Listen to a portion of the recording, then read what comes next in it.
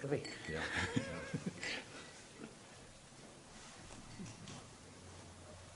Take the second one down. Microphone's on. Okay. Oh, this can go too. Okay.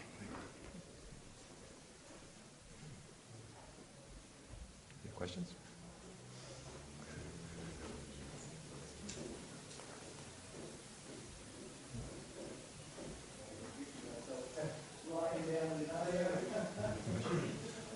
Can you clarify the translation of chitta and mano? Okay, there are some contexts where they're used interchangeably. Mano is used, it seems to be used differently in poetry from when it's used in prose. When it's used in prose, it's, the sixth sense. And then in poetry, it seems to be more around the will. Around the will, like the heart. When we talk about the heart and mind, it's kind of more the heart area. Questions of will. Like when you do an act with a pure mano, then the results are good. The words don't have that fixed a meaning, so you can't really say specifically. And citta is never defined. It's interesting, in Buddhism, we're training the mind for the sake of true happiness by putting it into suffering. Mind, happiness, suffering are not translated, are not defined. So, whatever your concept of your awareness is, basically, that would be citta. And that's going to develop as you practice. Is it more of a formality, or it seems to be translated as mind, and then you see, like in the opening of the Dhammapada, mano translated as mind, other than your translation. Right. Yeah, well, as I said, if you look at the poetry, like the Dhammapada and other texts of that sort, mano tends to go in that direction of more kind of the heart, the will, or the intention, as opposed to just the knowing faculty. Yes? First of all, I want to thank you for coming to Portland. I've been listening to you. Mike and I have been listening to you online for about 6 years. Oh, mm-hmm. We had no idea that you came here almost every year. I'm a little nervous too. My question is about karma. On some of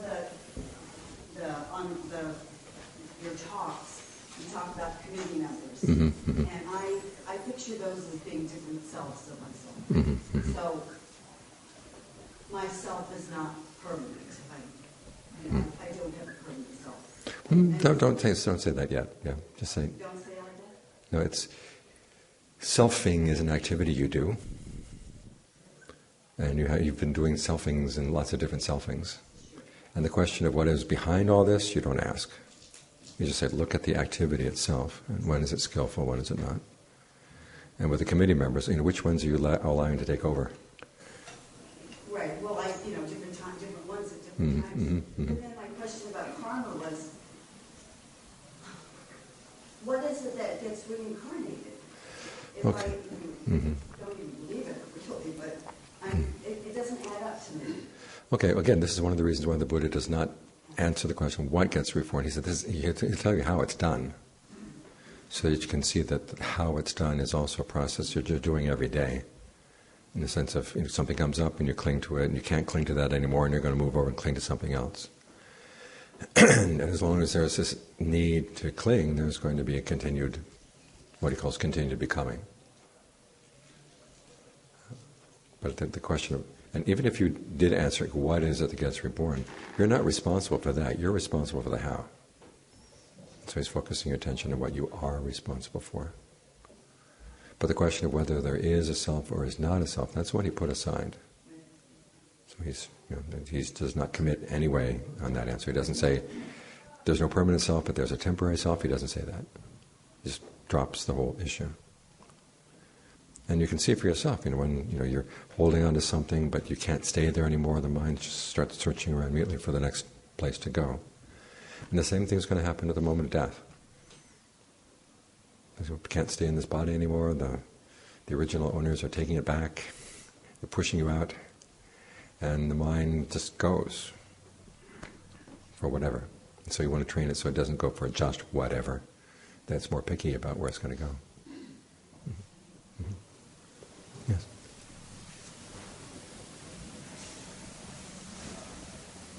I stumble with true happiness, the word, because in English, happy comes from the word happy.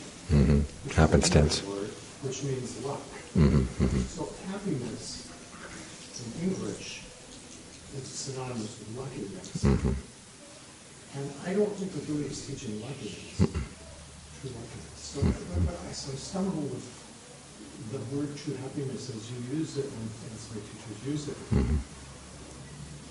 It doesn't seem sufficient. It doesn't seem like it's not taking me in the direction that Okay.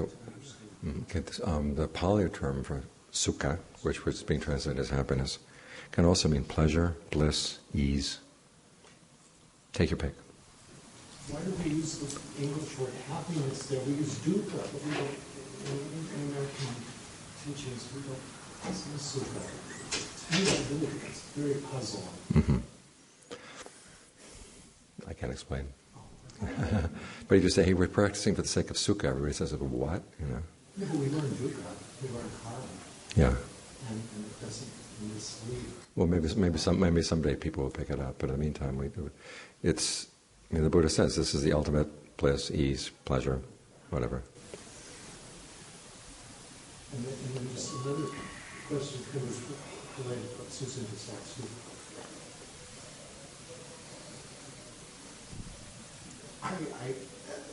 When I listen to your teachings, I hit a brick wall every time reincarnation and devas and supernatural topics come up. It just splat. Where's this guy? It's not true. Can you comment on that? Okay, well, the things about the devas, et cetera, there are people who experience this stuff in their meditation, and you need to give them guidance so they don't go crazy. Because you start seeing spirits and they start telling you things, and occasionally what they may tell you is true and useful, and oftentimes it's not. Are these committee members? In some cases, it's the same people will experience the same whatever in a certain location or at a certain time. So either it's just kind of a mass hypnosis, which I don't think it is, or else there's something there. And our materialistic worldview might not allow for that, but then why do we hold on to our materialistic worldview? So if it's you say, okay, I don't have any experiences like that in my meditation, you just got to let it go. As for rebirth, the Buddha says that is one thing you want to take as a working hypothesis, that it does happen. Then you might try an experiment and say, like they have those courses where people will, for a year, say, suppose you have 1 year left to live, how would you live that year? And see if it kind of straightens out your life. And you might say, well, for a year I'm going to live as if I really believed in rebirth and the power of action. How would that change your life? Oh, yes, Yeah. That makes perfect sense. And I know a lot of people who resist that, and then they finally get honest with themselves, and they really say, "Well, I'd have to become a better person if I really believe these things." Well, that's what it's all about. It gets you acting more careful about your actions. Yeah, for me, rebirth is every moment. But it is also the same potential as that, because as the Buddha explains consciousness, it doesn't have to have a body. It thrives off of clinging and craving. I'll have to. That's the answer from the monk. I'm not quite satisfied. Yes. well, watch out. Maybe it's the wrong question.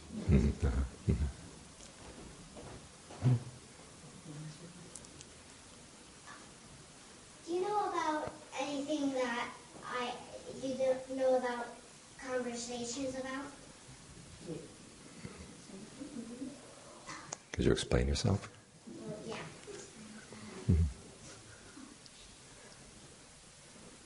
Do you know anything about conversations or anything? What do you know about what kind of conversations are we talking about? Yeah. About happiness? Happiness, okay. Okay, you have to ask yourself, what would make you truly happy? Well, about watching on TV or something like that. Mm-hmm. Okay, is that really satisfying? When you watch TV once, is that enough? Well, yeah. Yes?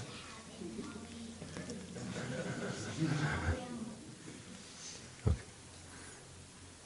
Usually it's not satisfying. You watch it once, you want to watch it again, right? I have no idea. Okay. Okay.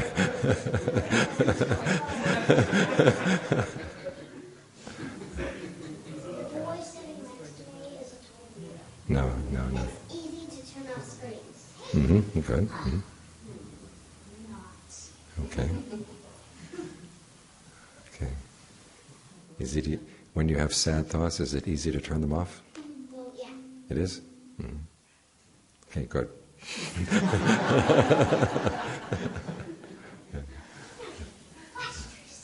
Yes. For the house, Go ahead. for the householder who has 1,000 things to do, Mm-hmm. it's easy enough to put aside X amount of time to meditate. Mm-hmm. But you know you're meditating because you're sitting there in a certain place and doing it. Mm-hmm. I thought this question was stupid, but I need to ask it, and probably it will shed light. When is a good time to contemplate the Dhamma? Because I read a lot of Dhamma, but when, I don't know how to set up time to think about it. Okay, there are two times you can think about it. One, you read for a bit and then you just put the book down and you close your eyes and you ask yourself, what did I learn? And to what extent am I going to be able to take that lesson and put it into my life? The other time to contemplate the Dharma would be right after meditation. Think about, okay, what I read today, or some other Dharma lesson that I've had in the past. What would be actually useful as I go into the day? Because when the Buddha talks about right effort, it's not just being in the present moment. Sometimes you have to anticipate situations, particularly if you know that you're going into a situation where you tend to do something unskillful. It's good to run the situation in your mind beforehand. Say, okay, what would be a better way of doing this than my habitual way? If I said this, what would be the result? If I said that, what would be the result? And that's an important part of right effort. It's called preventing unskillful mind states from arising. So that's a useful contemplation. So meditation is not just about being in the present. You want to take the powers of concentration and mindfulness that you've developed in the present and then think about how you're going to use them. So that would be a good time to think about it.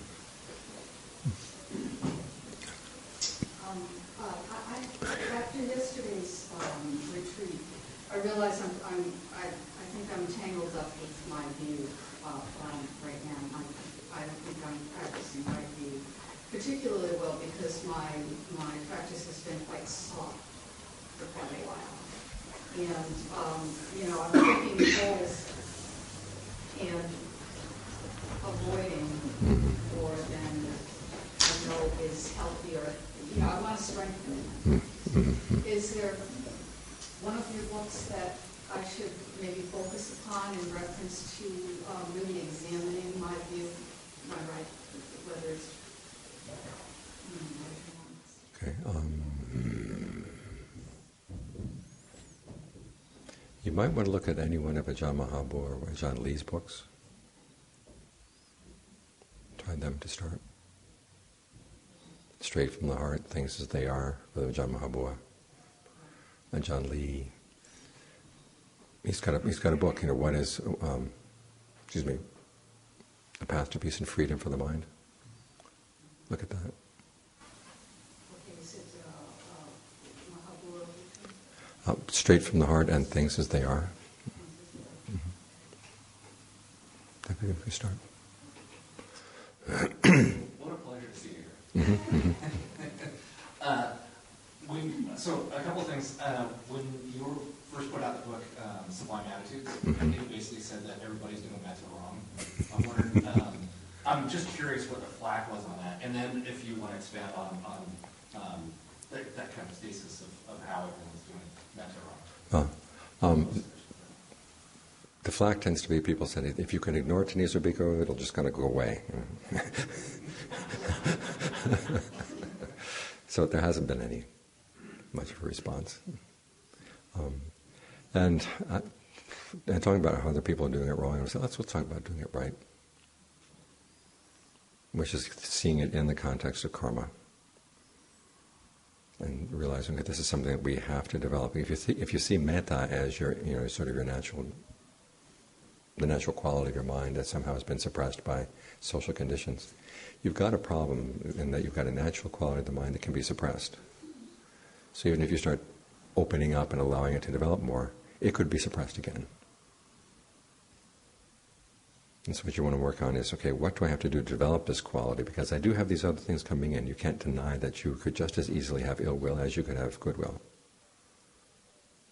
Those things come equally natural. Having goodwill for everybody takes an effort. And you really have to think your way through it. You can't just repeat the Dharma phrases, may all the bastards of the world be happy.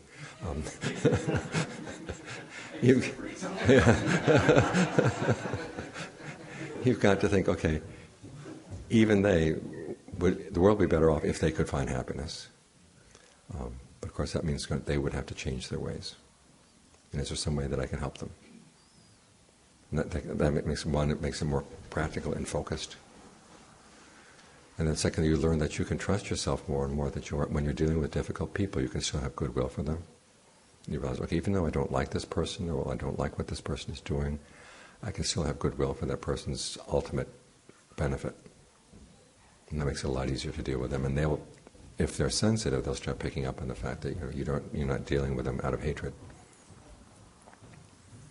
I just find that a better way of approaching the topic. Easier way. Questions? Yes. Yesterday, I think Sakula was running something by you about how she was sort of counterbalancing, what was it, like sweet revenge, being drawn by the sweetness of revenge, and doing some kind of a fabrication. I don't entirely understand that. Okay, the concept of fabrication deals with the extent to which you are shaping your experience. And as you're shaping your experience, you are also becoming a certain kind of person. And depending on the skills you have in shaping things. Like becoming a good cook. You go into the kitchen, first time around, you bake a cake, it's passable. Yeah, okay. And then you look, okay, what can I do? And then you start researching, and you start discovering Julia Child and all these other things. And then you get bigger and bigger and bigger ideas about what you can do. And there'll be trial and error. But then as you do it, over time, you become a better and better cook.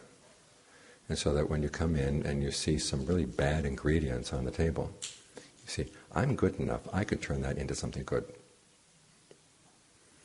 I had a student who was a French chef. He wasn't French, but he'd learned French cuisine and was working in a restaurant. And after leaving the French restaurant, he went to work in the British Club in Singapore. Now, the standards of cuisine in the British Club are quite a bit lower than the Restaurant de France. And so they had this fixed price meal one day, and it included cream of asparagus soup. And it turned out they had a lot more people coming than they had anticipated. And so they were running out of cream of asparagus soup. And so he said, everybody out of the kitchen. I don't want anybody seeing me make the new cream of asparagus soup. And so he went into the garbage and got all the peelings from the asparagus. And he put them in the blender, and he made a sauce bechamel and all these other really cool things. And it was actually better soup than the... even though it was made out of garbage, literally. Trial and error. And so, in doing that, he became, learning those skills, he became a different person from what he had been before. And so it's not like you just fabricate a new whoever you've been. You say, okay, I expand my range of skills here. I will become a different person through those skills. So that when garbage does come up on the thing, I can make soup. And nobody needs to know.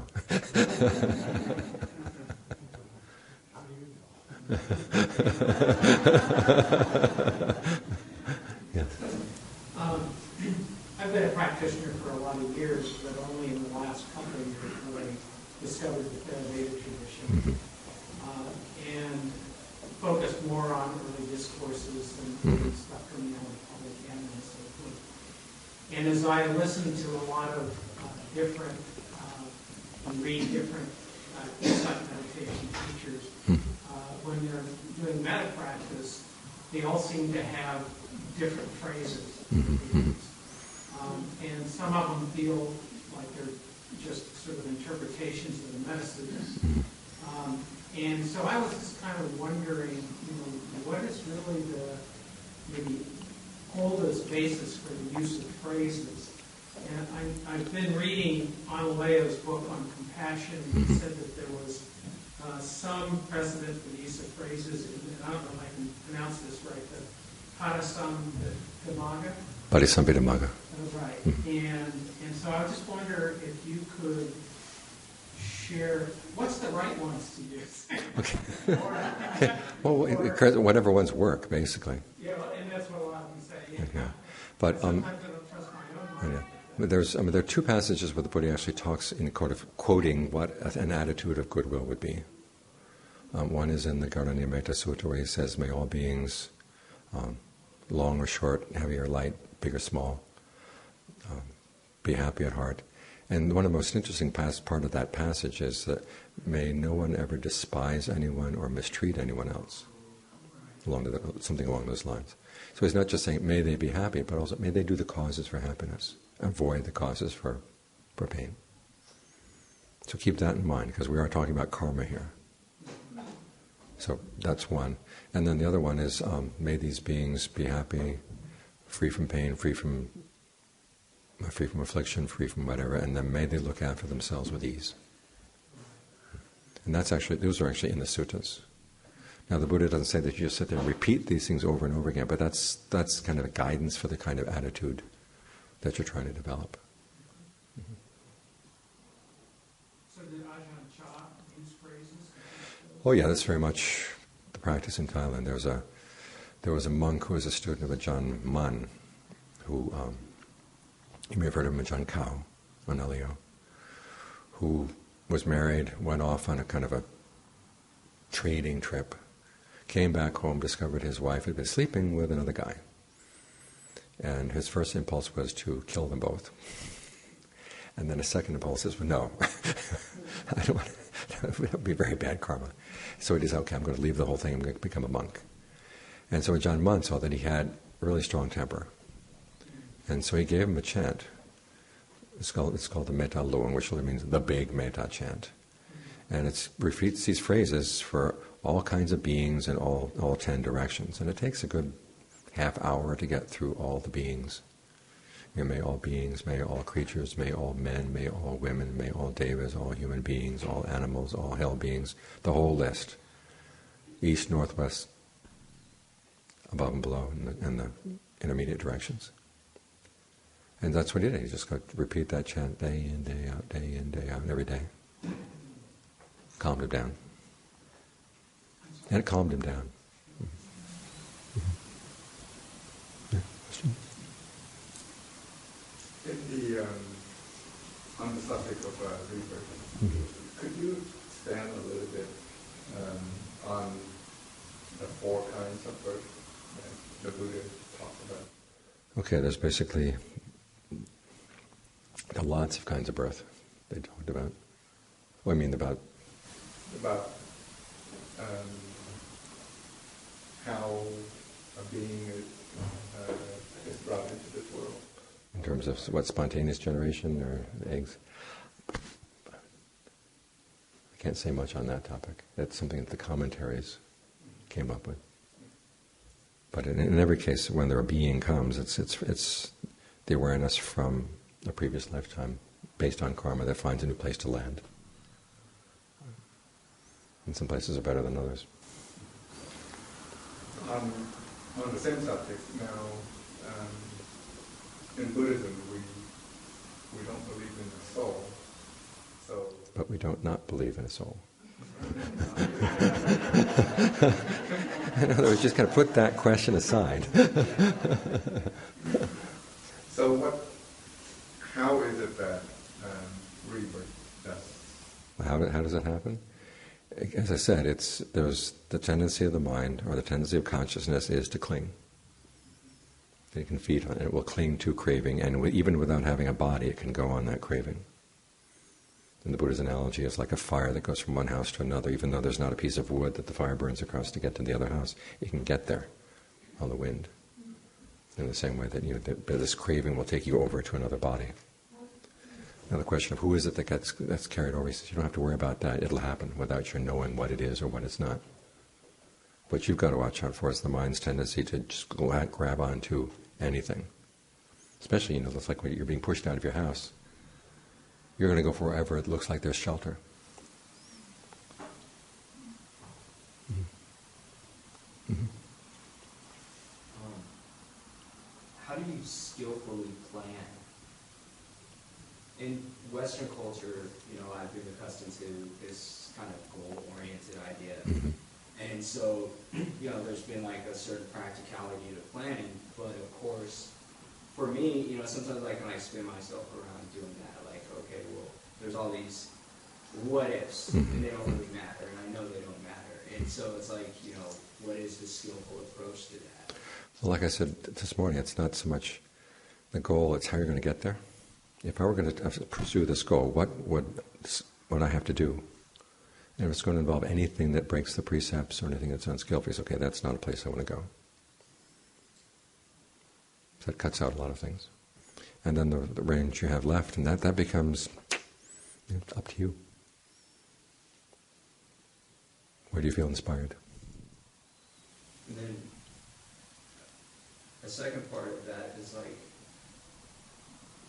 is there a skillful way to, say like, okay, there's a behavior that I think is beneath me, Mm-hmm. and we'll, for the sake of example, I'll use like I'm a recovering alcoholic, Mm-hmm. so to say that like I'll never drink again is an absolute, Mm-hmm. and Pretty good one. yeah. But I mean, like I as a person who's trying to practice, the teachings, I feel like, okay, well, I don't want to believe that like this craving is always going to exist, and in 12-step programs, the idea is like, well, you always are going to kind of have this lingering Mm-hmm. thing there, and you never swear off. You say, well, I'm not going to drink today, or I'm not going to drink now. So it's like, how is that even? Is there a skillful way to like approach that like I can say like, I'm not going to drink, and I can own that and be accountable for it, which is just silly. No, you'd say, I'm not going to drink from now on. And have, on the days when you feel tempted to drink, you don't drink. And the next morning you remind yourself, last night I felt tempted to drink, but I didn't drink. But how much better do I feel now that I stuck with it? Remember that. And that gives you more nourishment. So the next time you feel tempted, you say, remember, tomorrow morning I'm going to be really glad I didn't drink. But it is good, and this, if you can say, from now on in, 0. And then you remember, well, I made this promise to myself. Traditionally in Thailand, they'll do it in front of a Buddha image, or in front of an Ajahn, to give it added weight. Okay, I did not, I promised to my Ajahn that I was not going to drink again. And you can hang on by your fingernails until the temptation goes. And that's a lot stronger than saying, well, today I'm not going to drink, but I can't guarantee tomorrow. Like I guarantee tomorrow. Mm-hmm. Yes? Would you recommend a regular study practice, a daily regular study practice for a householder and for someone who comes from another Buddhist tradition? Okay, there are study guides that will take particular topics. They have passages from the Pali Canon arranged in a way that you can see how the different passages fit together. And you can go online to dhammatalks.org, and there are a lot of these study guides. And just look at whatever topic you find to be of interest, and then figure out in the course of a day how many pages do I feel comfortable reading, and then one of the study guides that's actually really useful is the one, it may sound like a little advanced, it's called Into the Stream. It's about stream entry. But it goes down to, this is what's necessary for the practice. Find the right people, listen to the right Dharma, learn to question it in the right way, and then follow the practice. How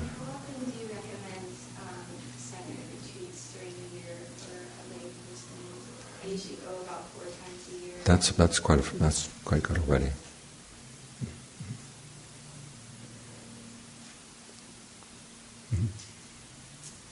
Is mindfulness, well, it seems to me like mindfulness would be the only sure antidote to becoming, to recognizing and seeing The process. mechanisms. You need all factors of the path. One, right view that tells you where to look. Right resolve is, okay, I don't want to get involved in becomings that are going to be harmful for me or other people. But now, isn't it becoming right in front of you? Yes, but what's right in front of you is something you know by alertness. Mindfulness, remember, is your ability to keep something in mind. So you're remembering right view, and you're remembering that you have this right resolve.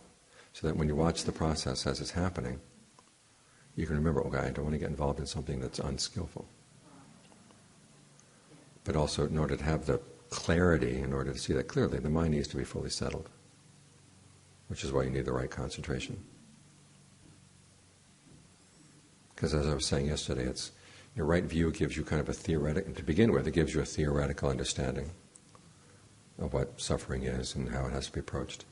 And then as you add all the other factors of the path, they're going to teach right view. I mean, right view gives them instructions about how to speak, how to act, how to think. But then as you carry out those instructions, you get practical experience. You go, what is this fabrication? What are these becomings? You send that information back to right view. It's like the spy master sends the spies out into an enemy territory, and then the spies come back and say, well, you wouldn't believe what we learned. Because you're continuously shaping. Right. Right. Yes.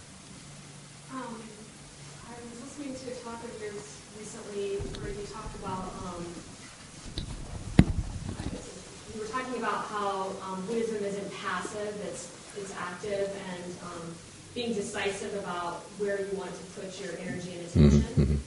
And I found that very helpful. And I was wondering, I noticed you are a prolific writer and imagine have a lot of projects that you were kind of weighing in your mind. And I was wondering if you had input around not scattering your energy, many inspiring projects. What's your discernment process for where your focus goes? Okay, the question is whether to take on a project or not. Yeah. That starts with the question, okay, what is this going to accomplish?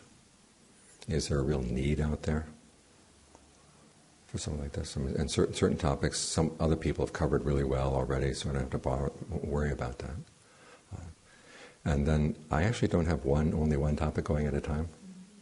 I usually have about 2 or 3 projects going at a time at different stages. So if I have a set period of time every day, 2 hours in the afternoon when I can work on writing projects. And sometimes I'll wake up from my afternoon nap and say, I do not feel like working on that project right today. It's just, the brain is not going. Well, I've got another project. And what do I feel like working on right now? So I allow my gut feeling at the time sometimes to determine which projects actually get done first, which ones don't. Because sometimes, writing takes a different mindset from editing, which takes a different mindset from designing covers for the books. I tend to design the covers of my books first and then bite the book. Because that's the most fun, And how do you know when you've taken on too many projects, or how do you... If you find that you're getting, it's impossible, like I would get up from my nap and I said, I'd like to work on this, but I've lost track of the project, and where am I now? Where am I going to pick up the thread? I've got too many projects. You have to be able to keep 2 or 3 threads going, and more than that, it gets oppressive. So you write in the afternoon? In the afternoon. 2 hours, stop. Yes? I'd like to ask a nuts and bolts question about meditation and concentration. What exactly it is, because I'll give you a for instance. I'll be meditating sometimes and I'll be feeling like I'm really in the zone. And then all of a sudden my head will just go, and I'll realize, oh, that wasn't it. And so, or was it? I just wonder what is concentration? Okay, it's a combination of being really still and being very alert at the same time. And the analogy that the forest Ajahns give is like being a hunter. The hunter, you're going to go out, you want a rabbit, right? Well, you have to know where the rabbits are, or tend to be. And you get there, and you have to be very still so that you can, one, you don't scare the rabbits away, and also you can detect when they come. But you also have to be very alert, so that when they do come, here's a rabbit. And you can't determine ahead of time when the rabbit's going to come or not, but I want to be in the right place. Now the rabbits here are insight. The concentration is getting yourself in the right place, being alert, very still. So what happens with that kind of falling into the air pocket is that the breath has gotten really still and it's very comfortable, and either you have left the breath to go for the comfort, or else the breath has just gotten so vague that you can't keep track of it. And the way to resolve that is, as the breath is getting still, you want to expand the range of your awareness. This is why we talk about going in the breath energy through the legs, through the arms, through the torso, and then getting that whole body awareness. Now if you have that, you can maintain that broadened sense of awareness, then even as the breath gets more calm and gets more comfortable, you've got a framework that's not going to let you slip off. So if I'm understanding, then I would, but it's so instantaneous. I feel yeah, so that's why you have to anticipate. This is going to happen, so I've got to get that full body awareness first. And so I would try to anticipate when it's going to... Yeah, as soon as it starts getting comfortable, you're getting in the danger zone. And so then I would go back to... spreading. Whatever that doesn't up the end, and moving up and doing my body scan. Right, right. Because there's that way of analyzing concentration between momentary concentration, access concentration, and fixed penetration. These are terms that come from the commentaries, but so there's no real clear, sutta way of analyzing them. But there was a forest Ajahn who gave an explanation that I really liked. He says, momentary concentration is your kind of everyday concentration, like when you're listening or when you're reading, and it doesn't like pain. It comes up against something it doesn't like and it drops. And then you have to pick it up again. And it runs up against, it can be even boredom, it's gone, It doesn't have to be very painful at all, just, okay, I don't like this, I'm out. Access concentration can kind of plow through those periods of boredom or whatever and get more steady, but then it can't take pleasure. It zones out. And that's the point where you have to do work in the pleasure. As I said, expand the range of your awareness, expand the sense of pleasure going through the body, give the mind an activity to do that's involved with the breath. And then when it finally settles down, okay, you can take pleasure, pain, everything, you're ready for it. That's the kind of concentration you're wanting. Yes? My mother grew up with a lot of trauma in her life, so by default, I was around her nervous system, because my nervous system is pretty susceptible to fight or flight responses. And though I'm pretty clear and concentrated in my practice, throughout the day, something could happen, anything, and my body will go into a trauma state of fight or flight response, and everything shuts down, and I lose my state of security. Is there something that you can give that I can do in those moments, which seem to happen? Okay, well, try to have at least one spot in the body where you feel centered and comfortable. And it's good to choose a spot that tends to be, the first spot that will clench up and then spread that clenched energy to the rest of the body. Try to locate where in the body does it first happen. Watch that spot. And keep it always open, open, open. And as soon as it clenches up, open. Don't let it spread. And if it changes? If it changes, but again, if you have several spots, okay, try to notice which one tends to be most likely. And kind of safeguard that. In anticipation, that, okay, this could happen, so I've got to have my protection ready. So the goal would be to open so that you're not in a clenched state, so Right. you have a freedom of choice or action. Right, right. Mm-hmm. And also, how does one cultivate patience? Patience? Patience. With patience. In other words, don't get on yourself. Gee, well, I wish I were more patient. Why can't I be more patient right now? You know? You say, okay, let's try it. Okay, things will be. I can take this. It's the best thing is focus not so much on what's difficult in the situation, but where are your strengths right now. Okay, this particular situation, this person may be difficult, that person may be difficult, and I've got a chattering going on in my mind that's driving me crazy. Where is my strength right now? Focus on that, and not so much on the things that you're finding hard to bear. So someone asked me about I was talking to someone one time about all the difficulties the first couple of years when I was in Thailand. And they said, well, what was the most difficult thing for you? And I thought, and realized I could not identify what was the most difficult thing for me. And I think that's probably what got me through.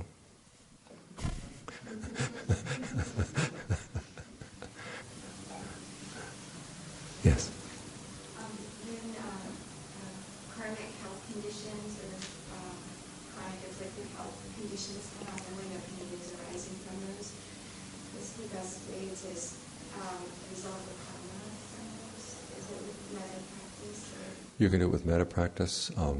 But your main concern should be about what is my present karma right now? And then work on giving yourself a good foundation for that. So like when pain comes up, you say, okay, is the entire body in pain? No, there are parts of the body that are not in pain. Let me focus my attention there. So I can get a sense of strength from that. Because remember, you don't have just one karma account.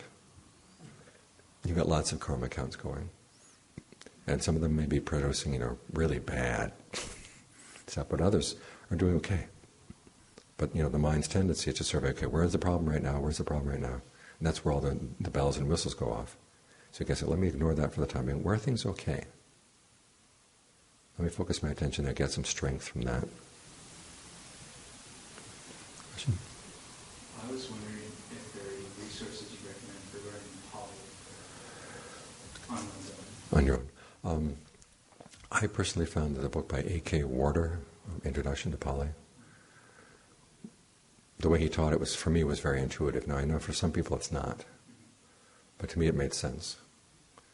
And they have answer guides, and the problem is some of the answer guides online are not reliable.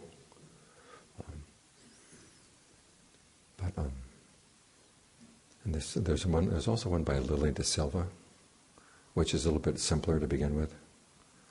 But her problem is that she's teaching you both the Pali of the canon and the Pali of the commentaries, which it's kind of like classical Latin and medieval Latin. They're not quite the same. Whereas A.K. Ward is taking you straight to the suttas. So you're learning the Pali that's actually used in the canon itself.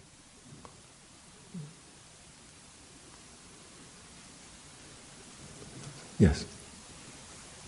What's your recommendation on encouraging people you love and appreciate? Well, number one, you keep the practice, you keep the precepts yourself. And you have to not be preachy.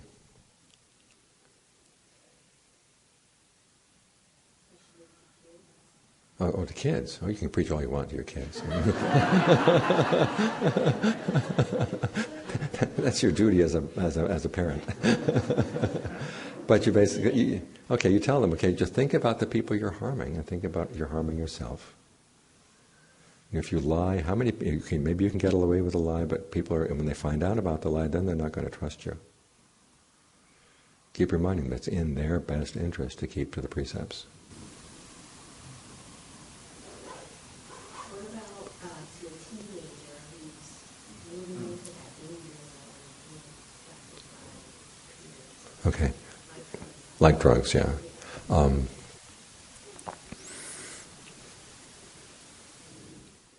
That old advertisement they had, this is your brain on drugs. This is your mind on drugs. And kids keep saying well, where can I get it? I can so do this, yes. Okay. Tell them, okay, I want to know when you drink, let me know, okay? I will not yell at you, but I want to know when you're drinking, when you're taking drugs. I want to know what's going on, okay? Because that removes the sting. The sting, and also it keeps them from developing a secret life where, I'm not going to tell mom about this. Then you can ask them, okay, how do you feel the next day? But it is, as you can, remind, okay, there are lots of dangerous things that can happen. My niece learned to stop drinking alcohol one night when she was at a bar with a friend. And she went to the restroom and she thought that her friend was covering her drink. And the friend was actually involved, talking to somebody else. And somebody slipped something into my niece's drink. And the friend suddenly noticed my niece being led out of the restaurant by this guy. And she was able to stop him in time. And so when she finally came to and she realized what happened, she said, I'm never, ever going to touch alcohol again. So warn people, and when you start drinking, you're hanging around drinkers. When you start taking drugs, you're hanging around people who take drugs, and they're not the best people you want to be associated with. Yeah, well, as I said, that part of the brain that can actually process, I do this, what will the results be, is pretty impaired at that point. But remember, okay, that there are the dangers. But if you make it a battle, they're going to win the battle. So to what extent, as a parent, do that help the child's compensate his roles? It's like, okay, this is my role. Okay, I've played my role. I've taught him this. I've taught him that, and then that's when you discover that this little kid who was your kid, came out of your womb. He's got other ideas. That's the hardest thing for a parent, is to develop equanimity around your child. But you have to be, at the same time, you have to be there and say, kid, look, I want to know when you do these things. Don't keep them from me, okay? There's that teaching where the Buddha says, when he's teaching Rahula about his actions, when you make a mistake, go talk it over to a knowledgeable person.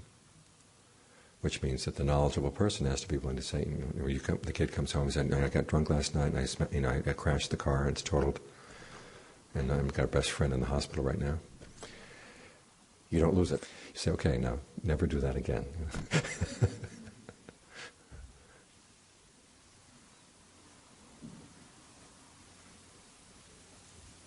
Yes? I was wondering if you could offer some practical advice about fasting and meditating while you're fasting.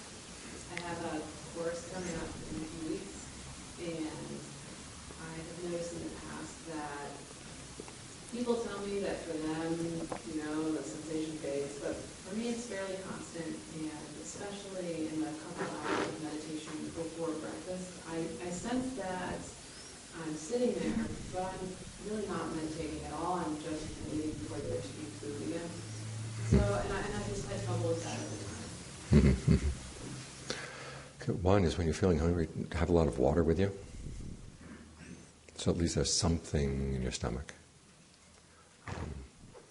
And this is fasting, fasting in the evening? Yeah, from noon until 7 or 8. It's next morning, okay. And they do have things that are allowable in the evening, right? Or is there nothing at all? Tea, okay. There are a few other things that are allowable you can sneak in.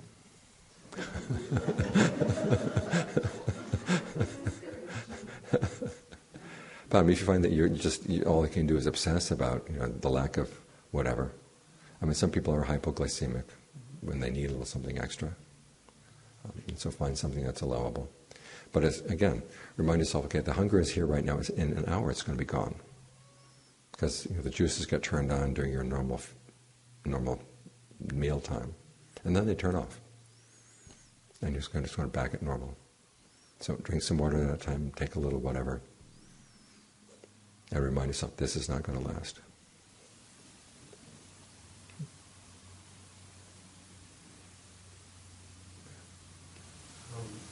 So yesterday, I was asking about, well, you summarized it as righteous anger, feeding on that. So that was very helpful. And so I was reflecting on, because I was having an incident of that, kind of a flare-up of that, because of a run-in I had. And what I realized, I was like, well, why did I could see that there was another choice I could have made. Well, why didn't I make that choice? Why did I make this choice that led to the righteous anger? Why did I make another choice? And I think what happened in the moment was I sort of made myself a victim of what this other person was doing and what it seemed to indicate they thought about me. Like they didn't respect me and they didn't think I was capable, blah, blah, blah. So now that I've taken it another step, I just wanted to kind of bring it back to you and ask you about kind of that. Does one, I guess I'm thinking one just gets okay seeing that, this person thinks this unflattering thing about me. I can tell you all kinds of unflattering things about you, Greg, that I've thought sometimes.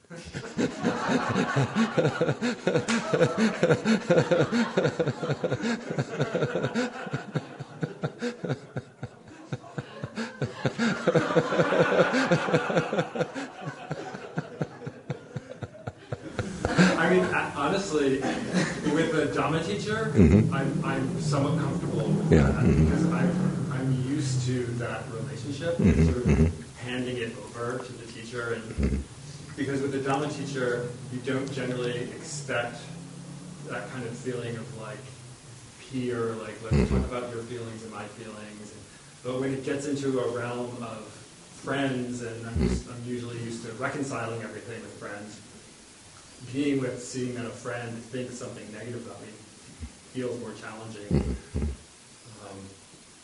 That it feels almost unbearable. Okay, this is when you have to remember that even the Buddha was treated with disrespect. And all these wonderful people in the past have been treated with disrespect. And if your own self-respect has to depend on their respect of you, you've got weak self-respect.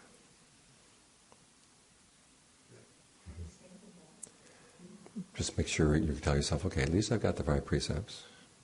Or at least I've got one of the 5 precepts. I've got some good to me. And the point where they're looking askance at me or seeing me in a bad light. As far as I can tell, I'm not guilty of that, of what they're seeing in me. And so that shouldn't erase the goodness that you got.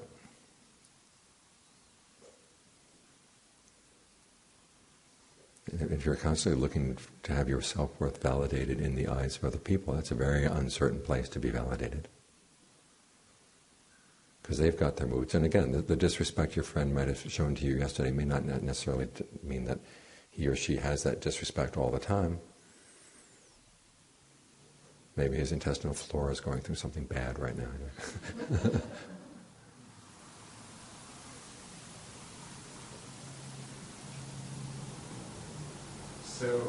So it could be, I mean, I can take the information and say, is this true? Am I dropping this responsibility I should be doing more?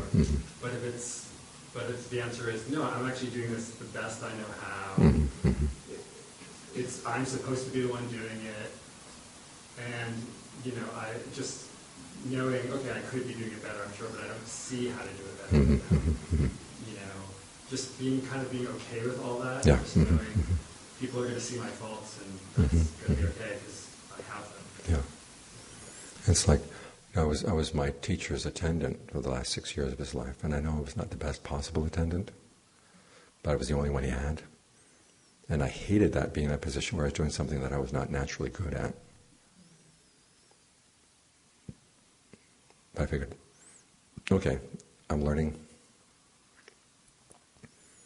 And then I found out later that there was this one period where I had to go back and visit my father, and another time one came in to take my place. And all he heard was, if Ajahn Geoff were here, this would have been done yesterday, Because I was never getting any positive feedback from him during this time. It was always, this is wrong, this is wrong. And again, as you say, you can take it more easily from a teacher because you figure he's got your best interests in heart.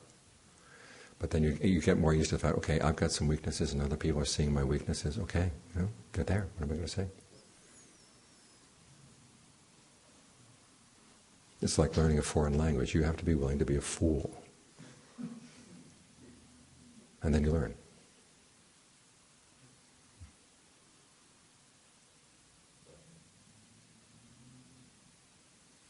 Else? Mm-hmm. Question. Recently had an experience where it felt like my heart became the whole world and it felt very defenseless. Mm-hmm. I still experience that sometimes, and is this a good thing, or it kind of feels like there's no defenses up and all that there is just openness and it's overwhelming? Yeah. Okay, this is when you want to use your breath energy as kind of create a cocoon. Say, okay, I'm going to have this sense of stillness and sense of openness inside, but I've also got some protection here. That I'm inhabiting my body. Try to ask, where is my body right now? Be very clear about that, because often this is what happens when there's a sense of everything open up and embracing the whole world. Your sense of your body begins to dissolve, and you've got to reestablish that. Think of the breath energy moving around the areas of your body, and it creates a kind of like a magnetic field around you.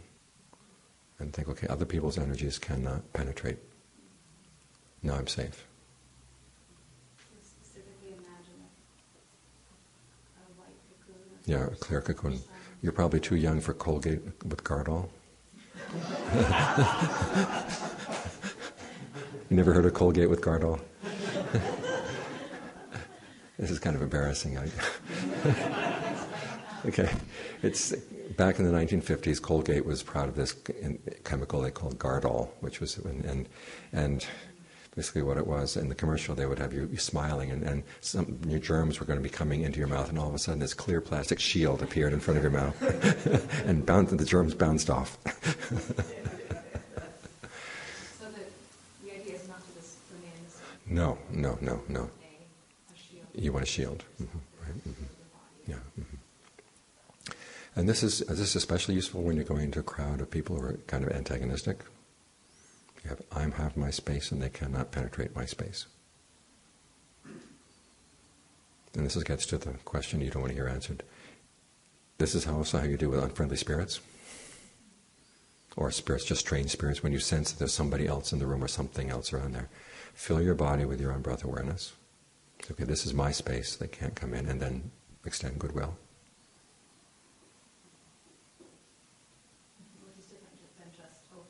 Right. Yeah. Because you have to have your boundaries. Okay, here are my boundaries, but at the same time, I'm not threatening anybody.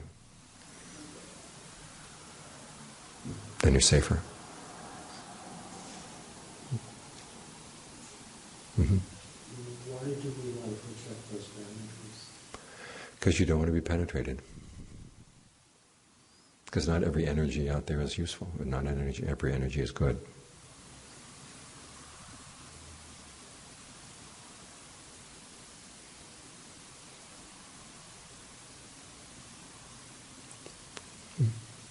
So sending method to the really dark vibrations without intensity. Well, at the very least, you're not presenting a danger to them. But they can still penetrate you. You have to create that sense of, this is my space. I'll tell you 2 stories. You probably don't want to hear these stories, but one is, this is where I learned this technique to begin with. My teacher had a student who was quite psychic, and my teacher was quite psychic as well. And there was one day we had this visitor at the monastery, and a friend of hers had told my teacher before she brought this visitor to come that this friend has always had a problem when she meditates. As soon as she starts to settle down with the breath, she starts shaking quite violently. And maybe my teacher could do something for her. So the woman came, sits down, meditates, starts shaking, and my teacher says to Pensi, who was the psychic student, said, get a load of what's happening with her. And so Pensi gets in her meditation, and she sees these 2 beings behind the woman shaking her like this. And so her first reaction is to go up and try to stop them. And they turned on her. And so she got so upset and startled, she went out and threw up. And then came back to see my teacher, and he said, you fool, you'd have to protect yourself first.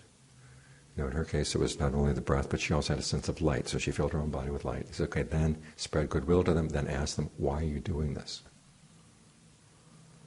And the answer she got was that they were parents of this woman from a previous lifetime, and she had killed her parents, and they were just kind of following her. And then they were afraid if she meditates, she's going to get away, so they were going to stop her. Or they want to get their revenge. This is what revenge can do to people. And so she said, well, is there anything she could do that would make you leave her alone? And I said, yes, build a Buddha image and dedicate it to us. Now the problem was we were building a Buddha image at the monastery at the time. So when Pensy went to tell this to my teacher, he said, I'm afraid we can't say anything to her there. Because otherwise it would look like we're playing a trick trying to get the money in for the Buddha image. So we just have to let that be for the time being. And sure enough, a couple of years later, the woman had some friends who had invited her to make a Buddha image or help build a Buddha image, and the shaking stopped.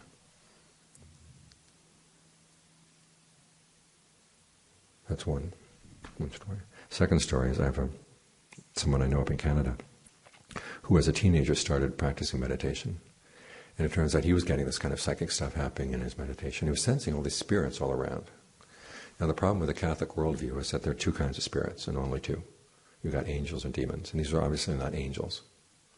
So it freaked him out. He was afraid of being surrounded by demons. So he stopped meditating. And then years later he came back to the meditation. We happened to be climbing in the Rockies one time. And so he mentioned this to me, and so I told him the lesson I had learned from that particular encounter. And that night he was in his tent and sleeping, and he woke up and he had this feeling that there was something sucking energy out through his feet. And so he sat up in meditation, and he had this sense of an enormous being that was bigger than the mountains. So he remembered what I told him, so he filled his body with the breath energy and then spread goodwill to the being. And he said what came back was the most overwhelming goodwill he'd ever felt in his life. And so he just sat there bathing in goodwill for about 15 minutes, and everything died down. And he was so wired he could not get to sleep. And so there was a couple meditating in a tent nearby. And so he was going to go over and tell them. And as he approaches the tent, the wife wakes up first, and she's convinced there's a bear. And so then he said, no, it's not a bear, it's me. And he was so wired for the next day he couldn't talk to people. He had to be off by himself for the whole day. But that was the lesson. Those are two illustrations, okay, why you just don't open up to these energies, that you have to protect yourself first. Yes? When you were saying in Catholicism there's only angels or demons, how understanding so when a Buddhist meditates or has these experiences, is it different? Well, the worldview is very different. There are lots of gradations. So it's not either totally good or totally bad. I mean, there are such things as Devas who are ignorant. And there are hungry ghosts who were maybe your relatives from a previous lifetime. So when they're coming to see you, it's not because they mean ill to you, it's they want some help from you. And so it's good to have a better map of the possibilities out there. But no matter what that is, I mean, John Munn was saying, you probably read about it in his biography, there are a lot of Devas and Nagas and others coming to see him. And they would teach him Dharma lessons, and he realized if he believed everything they told him, he was going to go crazy. And so you have to have, a filter, say, okay, does what they say sound in line with the Dharma? If it does sound in line with the Dharma, I still have to test it before I can, be convinced that this is really good. And as for, seeing dead relatives, you spread goodwill to them. And a Deva comes, they're great stories in the canon about ignorant Devas. They got a good rebirth because they were generous and they were virtuous, but they don't really know much anything else. And so a couple of cases where this one Deva propositions a monk. Unfortunately, he's a non-returner, so he's not interested. And so he takes her to see the Buddha, and the Buddha teaches first some very high-level Dharma, and the Deva does not understand. What she comes away from the whole experience was, you should be virtuous and be generous. That was all she could understand. But then there's another story where a Deva she sees a monk out in the forest, and he's going to bathe in a pool, and there's a lotus in the pool, so he sniffs over to smell the lotus. And she appears in front of him and says, you just stole the scent of that lotus.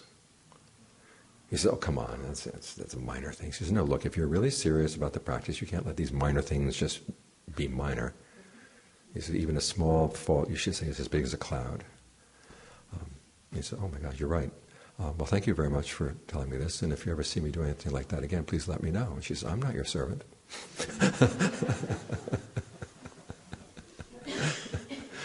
So I kind of like the Buddha's attitude towards these things. It's, on the one hand, acknowledging that it happens, but not being overwhelmed and,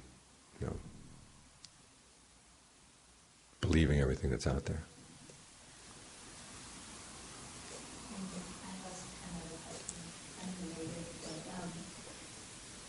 Many of us do things that we don't want to do, and whether it be a habit or, we're not happy with these actions. And so how do you develop either willpower or self-discipline on the one hand and balancing not to make yourself feel guilty and bad and make it worse when you do these? Okay, the Buddha said guilt doesn't solve the problem. Recognizing the harm and then resolving not to repeat it, and then having a lot of goodwill for yourself and for the other people around you. So recognize the harm, resolve not to repeat, goodwill all around. And learn to, as I was saying earlier, when you do resist that temptation, remind yourself, boy, that felt really good. So the next time you feel tempted to fall into that habit again, so remember, tomorrow I'm going to feel really good that I didn't do that. And that gives you something to feed on as you're resisting the temptation. The other thing is, well, if someone else is in this situation, what would be a skillful way of responding? Have you seen any good examples? And if you can't think of any good examples, go talk to a Dharma teacher. Because a lot of times we've been patterning our behavior on all the unskillful behavior we've seen around us. And we haven't seen a better way of dealing with a problem. So if you realize, okay, there are alternatives and I am capable of this alternative, then it gets a lot easier to get out of a bad habit.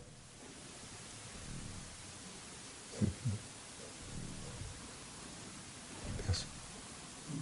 I have a question. I have a difficulty with the law of karma. Was there any sort of investigation or practice that I could do so that I could give it like a week in it, or? Well, one is just knowing what it is. Well, I understand the theory. It doesn't. There's certain problems with the way it seems to work, and it's sort of random. I just was wondering if there was some way to look at it so that I could, actually perceive it in a sense.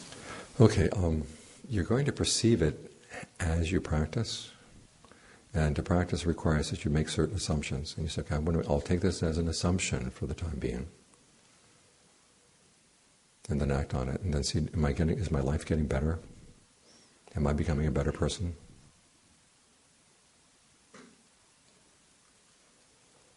Two things you might want to read on karma. One, there's the essays at the beginning of Wings to Awakening, which talk about why karma is complex. And there's an article that has just appeared in the latest tricycle, and it's unfortunately titled "The Buddha's Baggage," and it's about karma, and in which I take on some frequently asked questions about karma. Losing my voice. Kind of straighten out a lot of misunderstandings around it.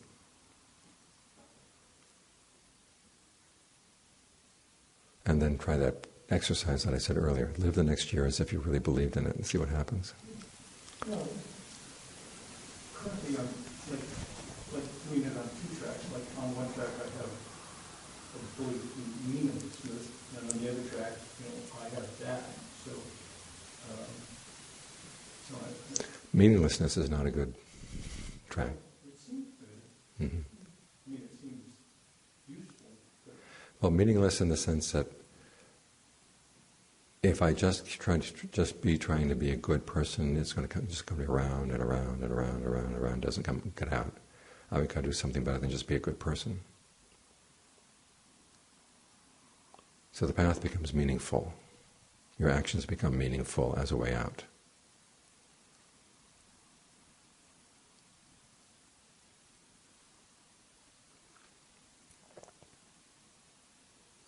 And they have the 5 reflections. I'm subject to aging, illness, death, separation. Now, if they stop there, that'd be pretty depressing. But then there's a 5th reflection. I'm the owner of my actions. That's the way out. That's actually meaningful. I'm sorry, what are my actions? I am the owner of my actions. Heir to my actions. Whatever I do for good or for evil, to that will I fall heir. Which means that your actions really do make a difference. So you better be on top of that, because they do mean something.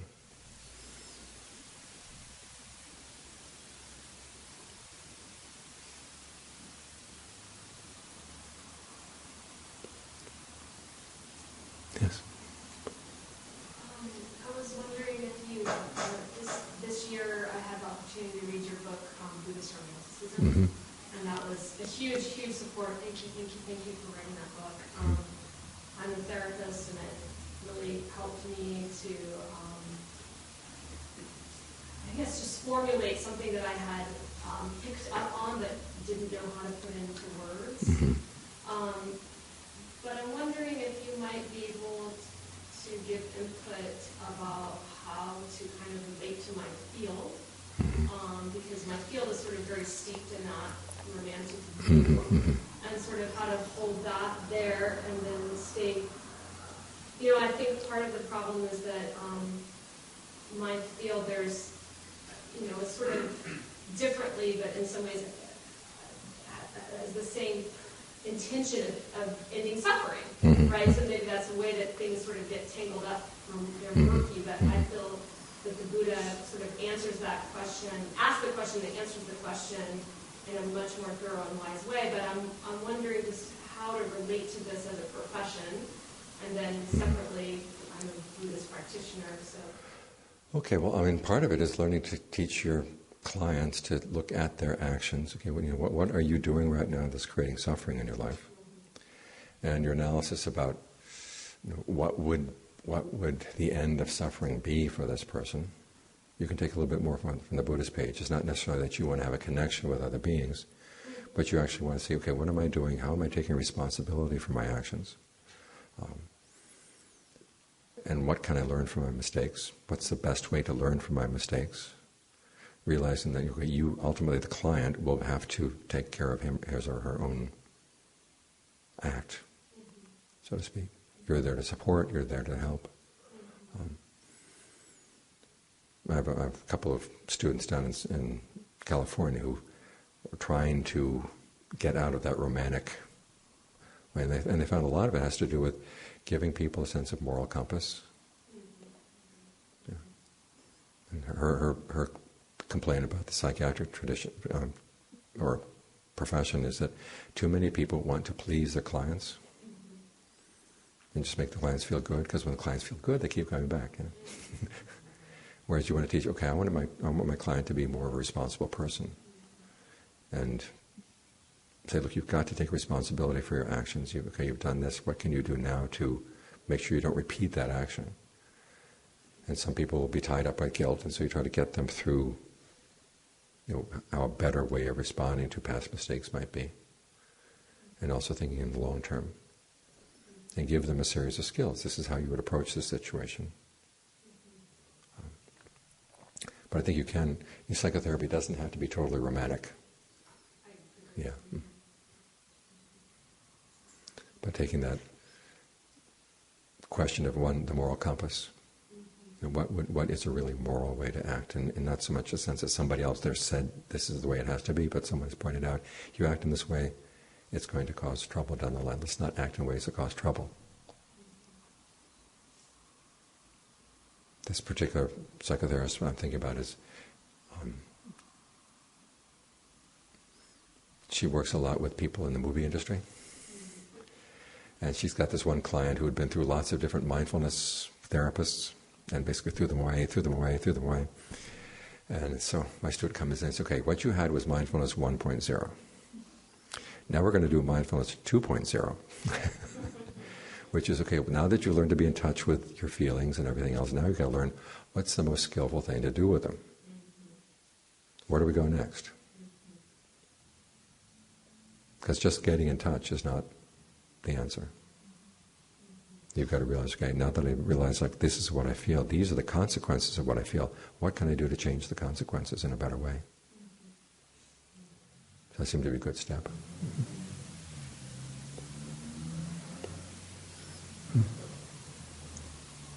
Yes?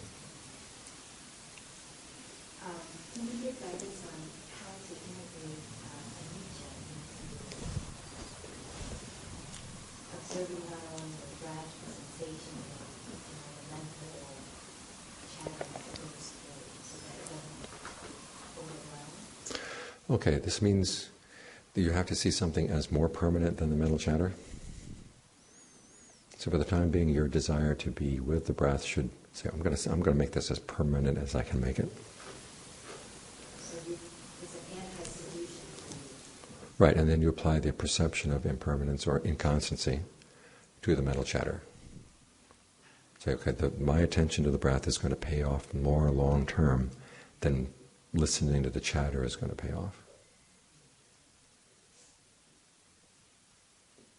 So you don't want to be just kind of floating around in a sea of impermanent feelings and impermanent thoughts and that kind of stuff. You say, well, this I want to make as constant as I can. I prefer the translation of inconstant to impermanent.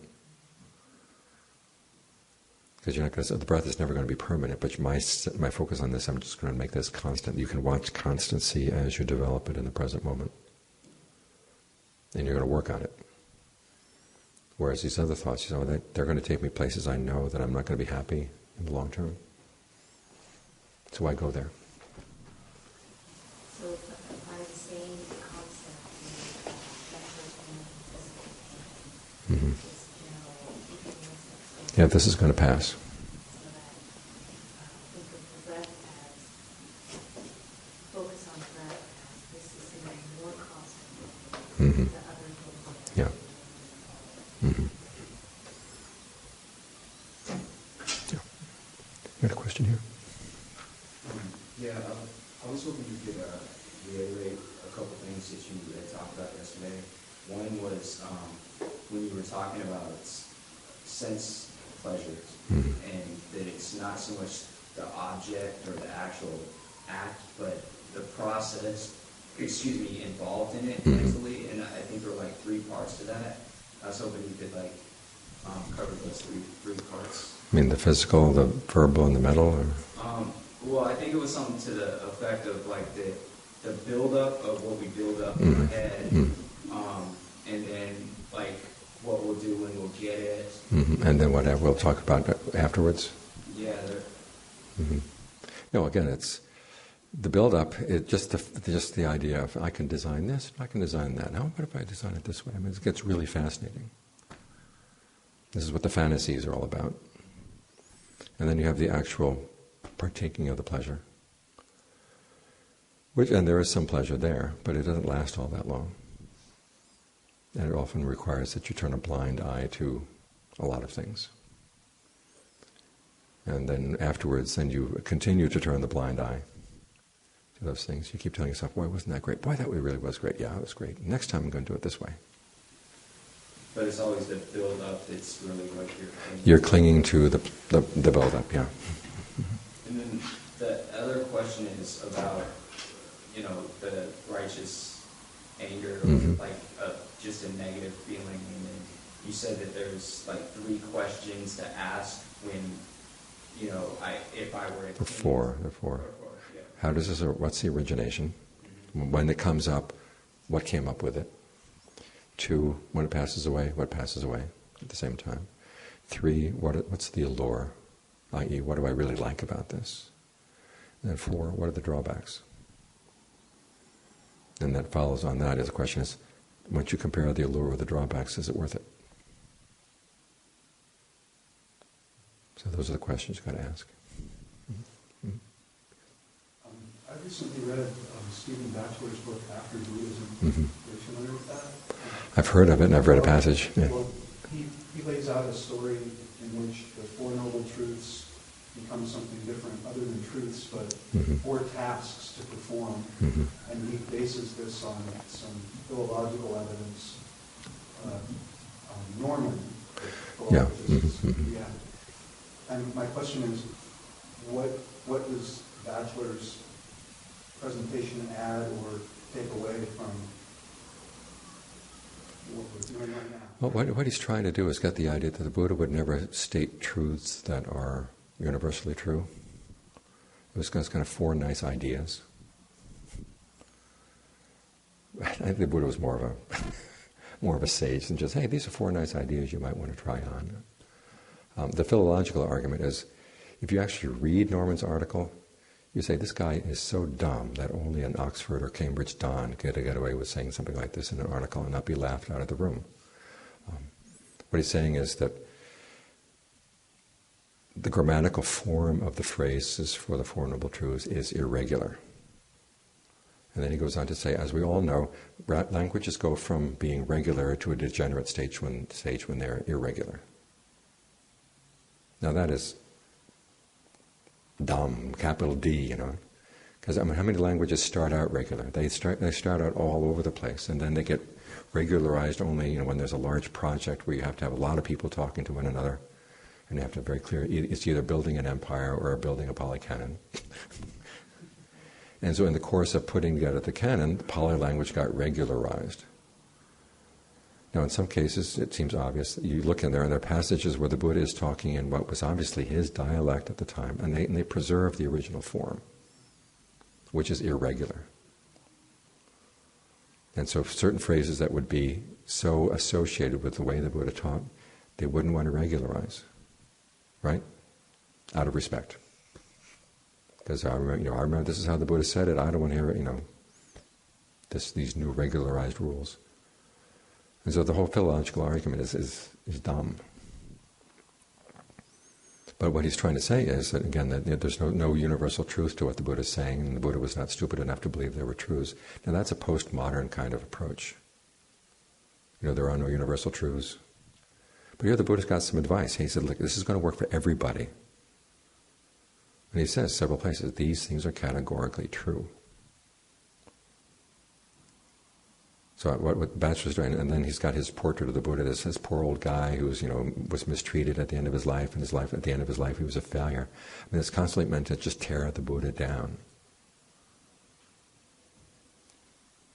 And again, with the evidence for that comes out, much later things in the commentary, which we're trying to explain. Well, why was it that certain parts of India never became Buddhist and other parts did? I don't have much use for it.